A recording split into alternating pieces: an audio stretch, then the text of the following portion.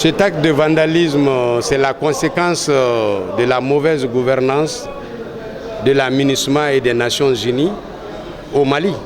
Le système des Nations Unies s'est fait embourber par la France pour intervenir au Mali de façon à accompagner la France Barkhane pour déstabiliser le Mali.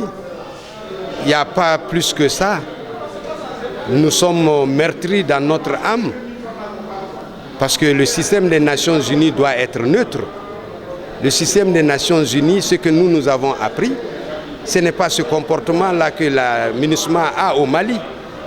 Dans la MINUSMA, c'est presque les Français qui dirigent la MINUSMA, qui doit être neutre.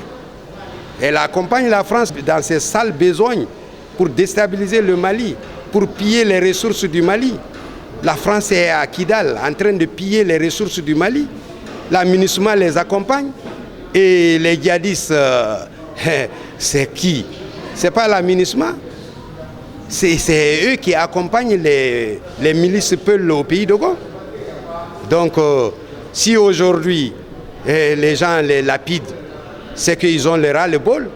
Au pays Dogon, on a vu partout où ils ont passé, quelques moments après, ce sont les milices Peul qui tuent, qui pillent. Ils ont déstabilisé le pays. Dogon et Peul, on était en harmonie parfaite. Aujourd'hui, ils nous ont opposés. Et nous sommes en train de vivre en chien de faïence, ce qui n'est pas agréable pour nous. Donc la population va se lever. Et si ça continue comme ça, et je crois que ce n'est pas seulement le centre, c'est pour les ressources. Ce n'est pas autre chose. Et donc il faut qu'on se réveille les Maliens. Et je crois que ça, ce n'est qu'un début. Si le système des Nations Unies ne revient pas à la raison, ils ne font pas, eux, leur propre autocritique, ça va basculer plus que ça. Je pense que c'est une action qui ne se justifie pas.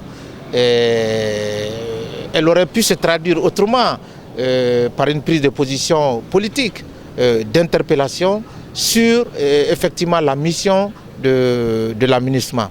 Et donc c'est assez regrettable. Je pense qu'il faut le condamner.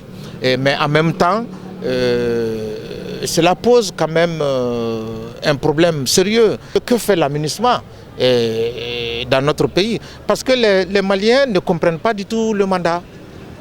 Force d'interposition, force de stabilisation, alors que le pays est attaqué de tous les côtés par les groupes armés, les groupes terroristes qui écument, qui pratiquement aujourd'hui sont maîtres du terrain.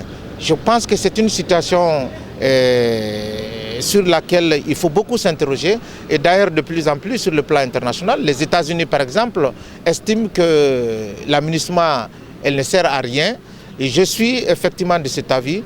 Moi je pense que nous devons développer une véritable politique visant à renforcer notre armée nationale.